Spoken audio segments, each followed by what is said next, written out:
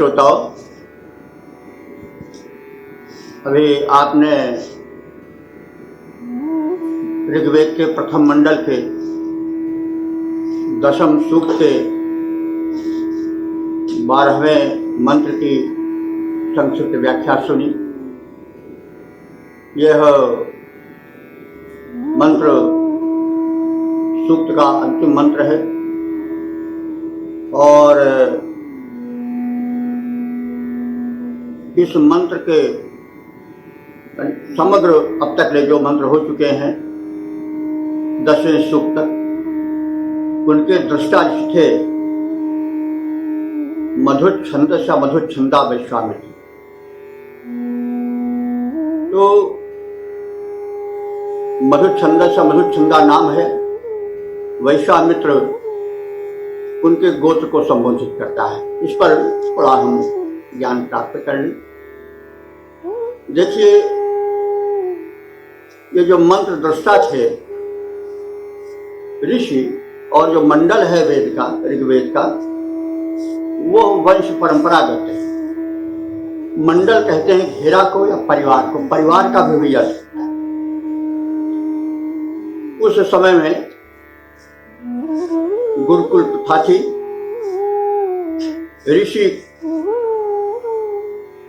ऋषियों के स्वयं पत्नी और परिवार होते थे, उनके पुत्र होते थे, शिष्य होते थे उनकी शाखा में, गुरुकुल में। तो शिष्य भी पुत्र माने जाते थे। तो गुरुपत्नी और गुरुपिता, इस तरह का उल्लेख है भी।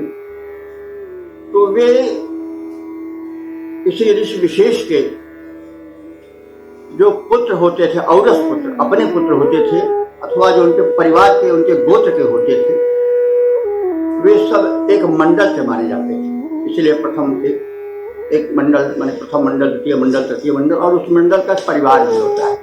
क्योंकि परिवार को परिवार घेरे रहना, तो जो गृह स्वामी होता है, गृहपति होता है, उसको उसके पुत्र पौत्र और सब घर के लोग घेरे ही रहते हैं, परिवार है वही।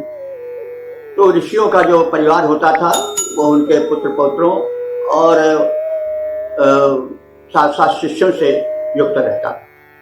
तो वे सब वेद मंत्र जो लिखे हैं वो उनके परिवार के अंतर्गत आते हैं। तो ये विश्वामित्र के परिवार के अंतर्गत आते हैं। तो वैश्वामित्र को इसलिए कहा गया, इस संस्कृत में अपत्यार्थक एक प्रत्यय होता है तद्धित में, तो उसमें पिता के नाम से पुत्र का नामकरण भी किया जाता है।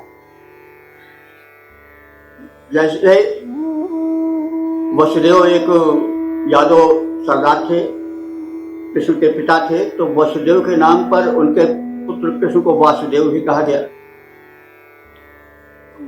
और राम के पिता दशरथ थे, दशरथ के नाम से राम को दाशरथे भी कहा जाता है। राधा के पुत्र कर्ण को राधे कहा गया। तो माता पिता के नाम से भी और वंश के नाम से भी चलता है। जैसे भरत एक बहुत प्रसिद्ध सम्राट हुए हैं, वे शकुंतला के पुत्र थे, और तो उनको मतलब भरत शकुंतला के पुत्र भरत थे। दुष्यंत शकुंतला का आप जानते हैं वृत्तांत। तो भरत उनके पुत्र थे, बड़े महिमाशाली हुए, तो उनके नाम पर भारत अर्जुन को कहा गया है। जरा जा गीता में, हे भारत, हे भरतवंशी अर्जुन।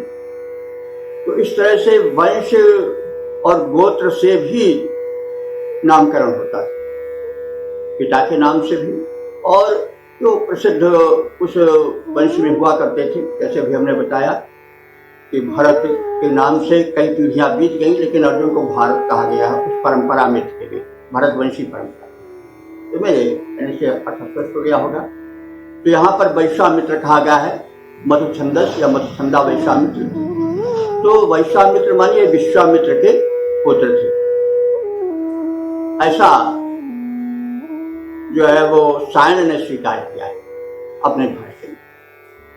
और कुछ लोगों ने उनको विश्वामित्र गोत्रीय माना है, विश्वामित्र के गोत्र का माना है।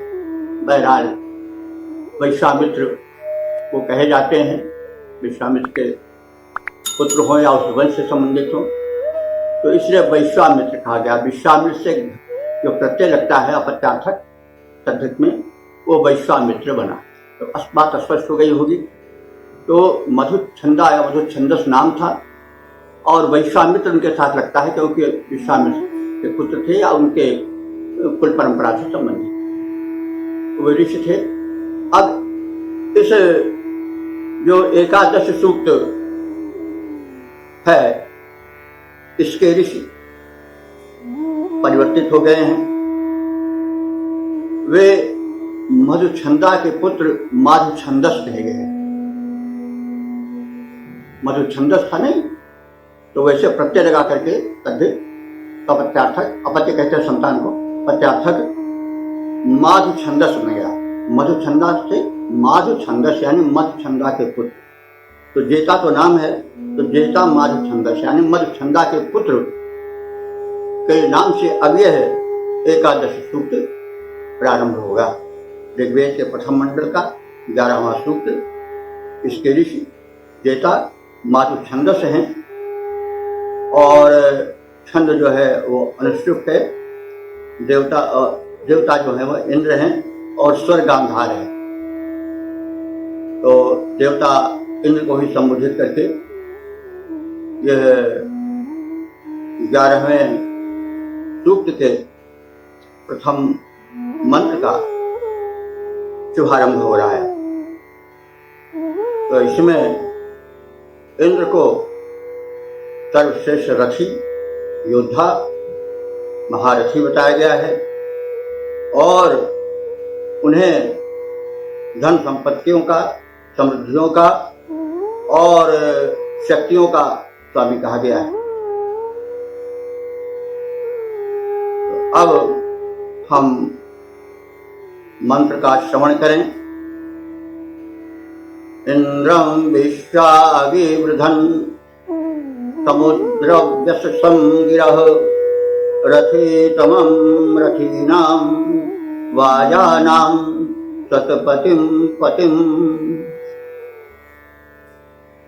इंद्रम विश्वा, इंद्र माने इंद्र को। तो इंद्र को प्रार्थित किया जा रहा है, तो इसलिए इंद्र के इसमें जो विशेषण दिए गए हैं नाम के आधार पर, उनका पहले अर्थ जान ले। इंद्रम विश्वा अभिवृधन् समुद्रम वेजसं गिरः। तो इंद्र इस प्रकार के इंद्र, विजयप्रद इंद्र। और कैसे इंद्र? समुद्र व्यचसम, समुद्र व्यचसम माने समुद्र, समुद्र का तो सागर अर्थ सब जानते हैं, महासागर। लेकिन वैदिक संस्कृत में समुद्र का अर्थ अंतरिक्ष भी होता है, आकाश।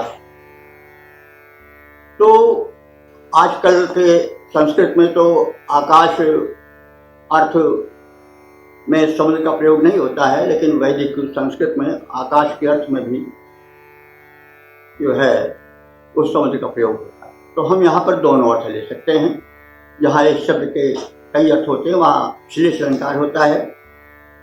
तो समुद्र व्यचसम, हे इंद्र, उस इंद्र को जिसको हम प्रस्तुत करने जा रहे हैं वो कैसा है? समुद्र व्यचसम, समुद्र के भांति, सागर की भांति। व्यचसम माने गंभीर है, व्यचसम माने गंभीर भी होता है, अनंत भी होता है। और आकाश की भांति अनंत है, आकाश का कोई और छोर तो है नहीं। उस इंद्र को जो कि समुद्र व्यचसम, सागर की भांति गहरा है और आकाश की भांति अनंत है, और वो कैसा है? रथितमम, श्रेष्ठतम रथी है, महारथी है, शक्तिमान है, योद्धा है महान। और कैसा है? वाजा नाम, वाजा नाम कहते हैं, वाज शब्द है, बाज का षष्ठी बहुवचन हुआ वाजा नाम। तो बाज माने, जैसे पहले हम प्रसंग में कह चुके हैं कई बार, बाज का अर्थ अन्न भी होता है। आज उसी तरह से बाजा शब्द चला है, आज भी पूछते थे, कुछ शब्द वेद के आज भी दिखाई पड़ते हैं। और बाज का अर्थ संग्राम भी होता है, आज भी बचो मत उनसे भजन कर आजाद रूप में हम देखते हैं उसका रूप। तो वो कैसा है, बाजा नाम, यानी अन्नों का, अन्न कई प्रकार के होते हैं, इसलिए उसमें बहुवचन है वाजा नाम, बहु प्रकार के अन्नों के। और वाजा नाम माने युद्धों के, युद्ध भी कई प्रकार से किए जाते हैं। तो वाजा नाम माने युद्धों के जो नियंता हैं, प्रदायक हैं, या उस पर विजय प्राप्त करने वाले हैं। और जो कैसे हैं, सतपतिम, सतपतिम माने जो सत्य के, यानी सत्य के रक्षक हैं, उनके पति हैं, उनके भी रक्षक। सतपतिम पतिम, जो सत्य के संरक्षक हैं, ऐसे साधकों के भी जो पति हैं, स्वामी हैं। तो तात्पर्य हुआ कि हम ऐसे ऐश्वर्यमान व्यापक परमात्मा की स्तुति करते हैं, जो कि सबके स्वामी हैं, अंतरिक्ष के समान व्यापक हैं, समुद्र के समान गंभीर हैं, जो विजयप्रद हैं, रथियों में महारथी हैं, सर्वसमर्थ हैं, और जो अन्नों के स्वामी हैं अथवा युद्धों के निर्णायक विजेता हैं और उसके अधिपति हैं, जो सत्य की रक्षा करने वाले साधक महात्मा हैं, उनके भी संरक्षक हैं। वे हमारी स्तुतियों को सुने। विश्वा गिरह, विश्वा माने संपूर्ण, गिरह माने स्तुति, वे हमारी संपूर्ण स्तुतियों का श्रवण करें। तो इस प्रकार से इसका सामान्य अर्थ और व्याख्या का प्रस्तुतिकरण हुआ। अब इसका पद्य रूपांतरण भी देख लिया जाए।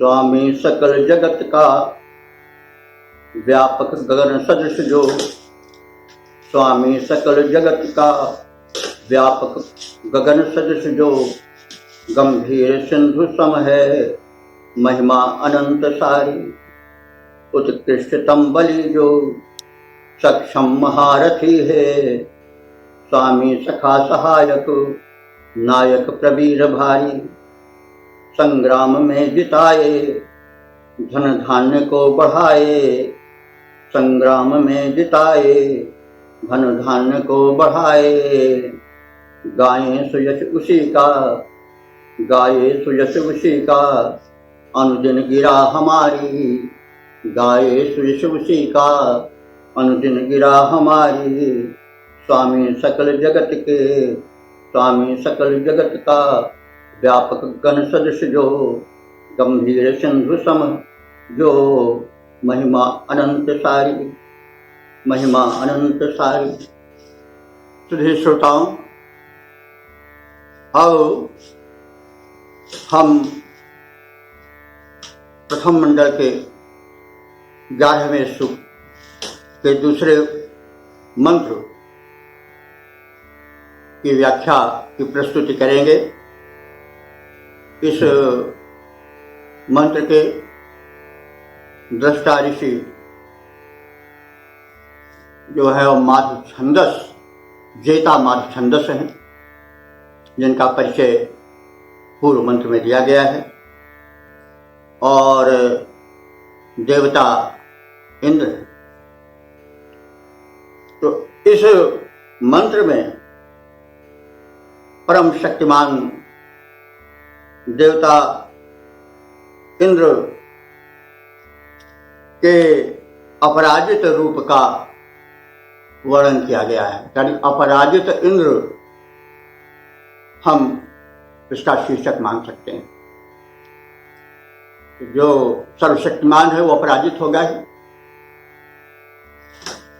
तो अब मंत्र को देखें। सख्येत इंद्रवाजिनो मा भेम शवस्पते त्वामभिप्रणो नुमो जेतार अपराजितम्। तो यह है प्रथम मंडल 11वें सूक्त का दूसरा मंत्र। तो अब इसके पहले शब्दार्थ को जान लें खंड करके। सख्ये ता इंद्र ऐसा है। तो सख्ये कहते हैं मैत्री में, मित्रता में। ता इंद्र है तो वास्तव में ते है, लेकिन वैदिक व्याकरण के हिसाब से जब बाद में स्वर रहता है, ई है, तो ता जो ते की मात्रा है वो हट जाती है, ता रह जाता है। इसलिए ता को हम लोग जब अर्थ की भूमिका पर आवे तो उसको ते जाने। तो सख्ये तो इंद्र, तो तमने सख्ये ते इंद्र।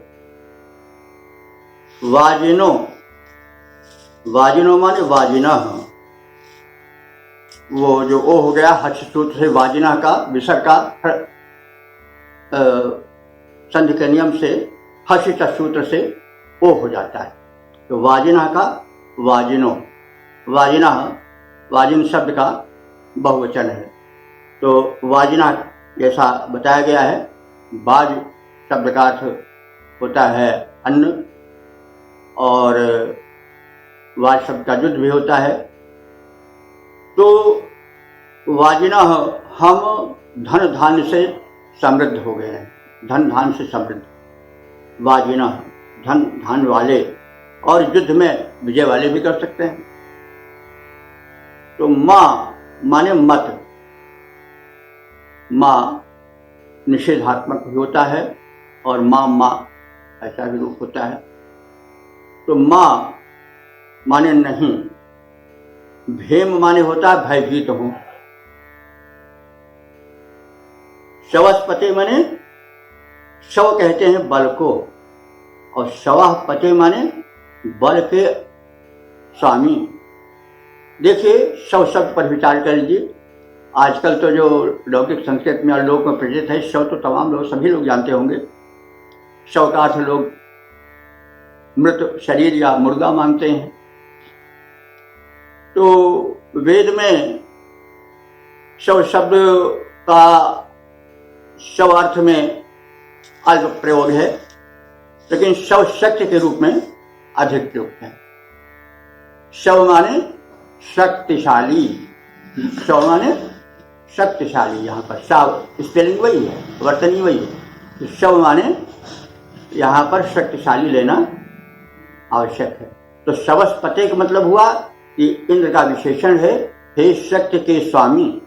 पति माने स्वामी, हे शक्ति के स्वामी इंद्र।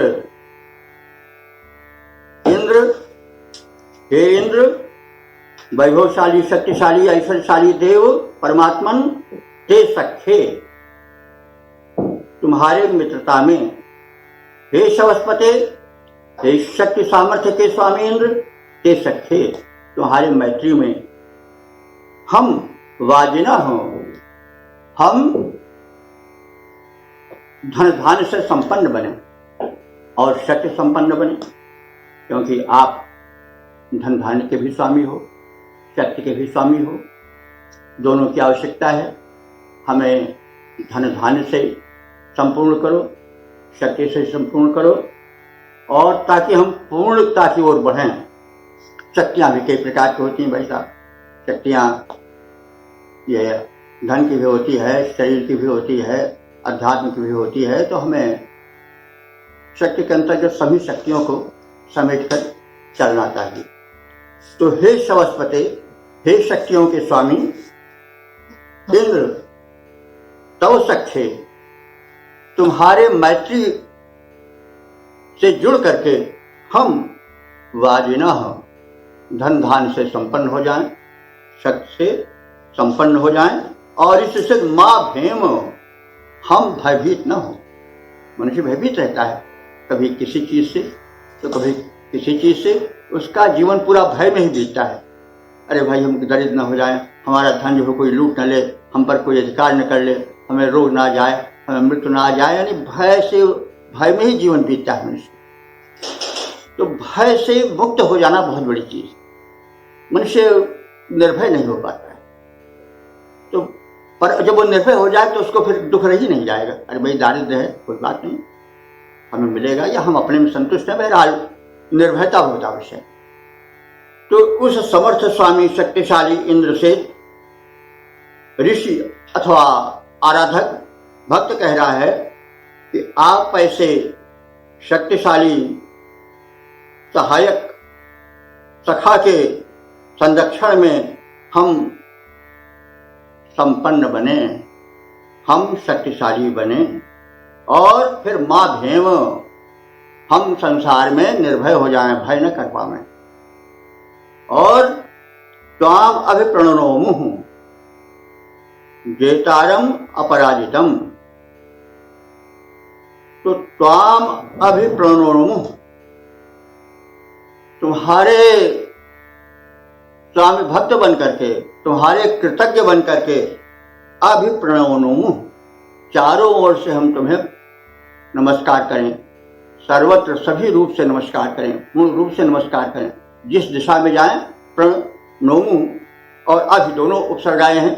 अभि माने चारों ओर से, प्रणोमु हमारे प्रतिष्ठता पूर्वक नमस्कार करें, यानी चार सर्वत्र तुम्हारे रूप का हम दर्शन करके तुम्हें विशेष रूप से नमन करें। और सर्वत्र नमन करें, ये नहीं कि अपने पूजा के घर में ही बैठ करके नमन करें, बल्कि सर्वत्र जहां जहां डोलो तह परिक्रमा, जो कुछ करो सो पूजा। कबीरदास जी ने कहा नहीं कि जहां जहां डोलो तह परिक्रमा, जहां जहां चलूं वहां वहां तुम्हारी परिक्रमा हो, हमसे तुम्हारी परिक्रमा मान लें। और जो कुछ करो सो पूजा, जो भी कुछ कर्म करें वो सब तुम्हारी ही पूजा हो। तो यह प्रशस्त भावना भक्त की होती है। इसी मन से प्रभावित बात के संत कवियों ने, महापुरुषों ने भी यह कहा है कि भगवान हम तुम्हारा सर्वत्र दर्शन करें, तुम्हारे कृतज्ञ बने और सर्वत्र तुम्हें नमन करें, सारे कार्यों में तुम्हें देखें, संपूर्णता से तुम्हारा दर्शन करें, तुम्हें नमन करें। और जेतारम अपराजितम, क्योंकि तुम जेता हो, सब पर विजय प्राप्त करने वाले हो, और अपराजितम, किसी से पराजित होने वाले नहीं। देखा जाता है कि मनुष्य कहीं न कहीं पराजित हो जाता है, कहीं अपनों से, कहीं परायों से, कभी अपने से अधिक शक्तिशाली से। प्रायः मनुष्य अपराजय नहीं बन पाता है, कहीं न कहीं पराजित हो जाता है। तो जो अपराजय है वो कौन है? परमात्मा है, जो सर्वशक्तिमान है। जैसे कई बार कहा जा चुका है, यहाँ पर इंद्र परब्रह्म स्वरूप हैं, सर्वशक्तिमान हैं और इसलिए अपराजय हैं।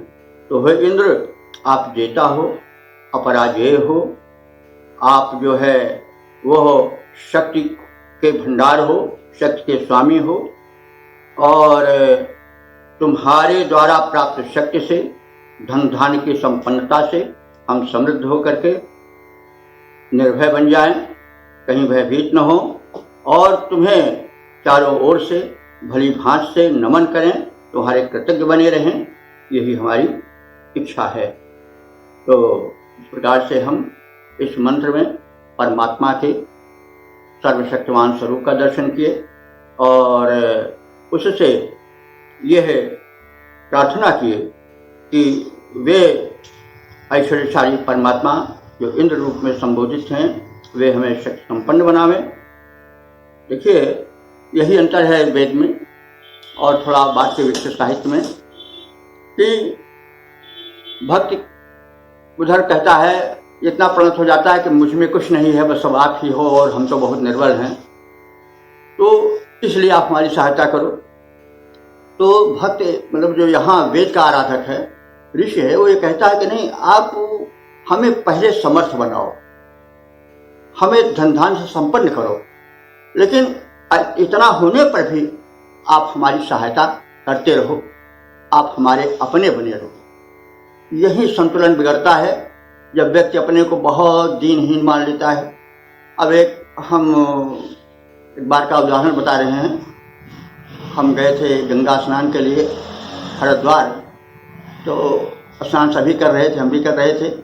तो एक वहाँ पर बड़े विनम्र भक्त थे, वो कह रहे थे भगवान मैं बड़ा पापी हूँ, मैं बड़ा अधम हूँ, मेरा उद्धार करो। तो वहीं पर एक अद्वैतवादी संत थे, वेद के भी थे। तो उन्होंने कहा भट जादू, अरे तू तो महापापी है, तेरा छूते ही हम भी ग्रस्त हो जाएंगे तुम्हारे इस पाप से।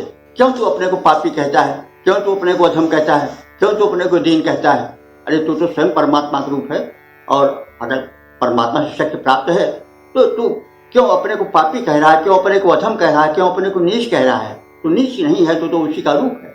तो मतलब उन्होंने पहले ऐसे उनको रोका कि भाई तुम पापी अपने को मानते हो तो भाई पापी हो तो हमसे दूर रहो। तो बहरहाल वो एक उदाहरण है।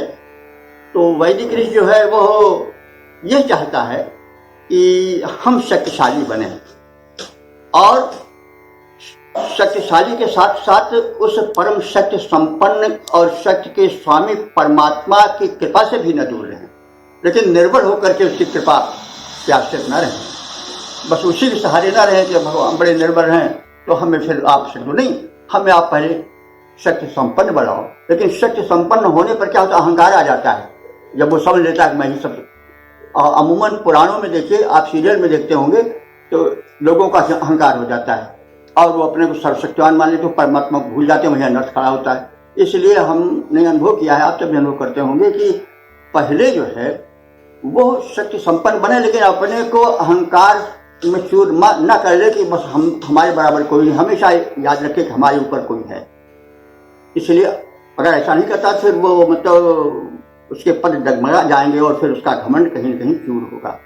तो तात्पर्य यह है कि वैदिक ऋषि जो है यही चाहता है कि भगवान आप हमें पहले शक्तिशाली बनाओ, लेकिन हम तुम्हें भूले नहीं, बार बार प्रणाम करते रहे, और फिर अपने को भी नहीं भूले कि हम निर्बल हैं, हम अपने को सबल माने, लेकिन अहंकार ग्रस्त न हो, तुम्हें भी माने कि हम में जो शक्ति है वो तुम्हारी ही शक्ति है, किसी में जो शक्ति है तुम्हारी ही शक्ति है। गीता में भी यही बात 9 में कही गई कि जो कुछ है वो सब उसी का दिया हुआ है, लेकिन वो अपने को अपने स्वाभिमान से या अपने जो है वो आत्मविश्वास से डिगाए नहीं, लेकिन अहंकार में डूब जाए। यही बात सर्वत्र कही गई। और वेद का जो जीवन दर्शन है वो बड़ा संतुलित दर्शन है। वो ये नहीं कह गया कि अपने को सर्वशक्तिमान ही मान लो, नहीं, सर्वशक्तिमान जो है उसी को सर्वशक्तिमान मानो, लेकिन अहंकार में डूब करके अपने को सब कुछ न मान लो, उससे सहायता मांगते रहो। Believe in God and do all right, यही बात सर्वत्र कही गई। तो इस प्रकार से हमने इस मंत्र की संक्षिप्त व्याख्या से परिचय प्राप्त किया। अब इसके हम आध्यात्मिक स्वरूप का अवलोकन करें। हे अनंत बल के स्वामी, हे अनंत बल के स्वामी, हे इंद्र देवयंतर्यामी, तुम विजयशील अपराजित हो, विक्रमशाली बलधारी हो, धन धन प्रदाता अति उदार, सुखकारी हो भयहारी हो। मित्रता तुम्हारी पा करके, मित्रता तुम्हारी पा करके, बन विनत प्रणाम करें स्वामी, बन विनत प्रणाम करें स्वामी। हे अनंत बल के स्वामी, हे इंद्रदेव अंतर्यामी, हे इंद्रदेव अंतर्यामी।